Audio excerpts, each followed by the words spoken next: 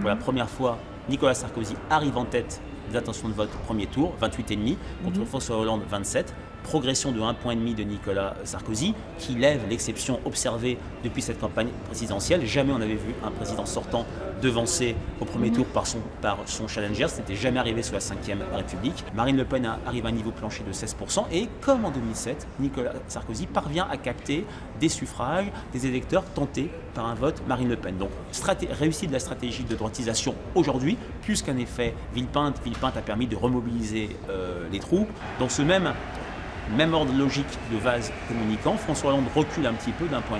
Il reste cependant à un niveau élevé, mais après l'atténuation de l'effet de son annonce de 75% d'imposition pour les hauts revenus, il est sous la menace, ou plutôt il pâtit de la dynamique de Jean-Luc Mélenchon, qui a pour la première fois atteint 10% des intentions de vote.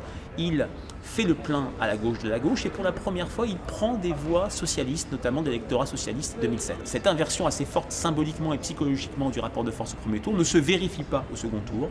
Le second tour, un peu dans une logique de référendum anti-Nicolas Sarkozy, reste très favorable à François Hollande, même si ça se resserre un petit peu. 54% pour François Hollande, 45,5% pour Nicolas Sarkozy. Le président sortant, comme tout candidat de droite depuis le début du quinquennat à chaque élection intermédiaire, pâtit de deux problèmes: des réserves de voix insuffisantes et des reports en progrès certes, mais insuffisants auprès des deux grands électorats potentiellement éliminés au soir du premier tour, Marine Le Pen et François Bayrou.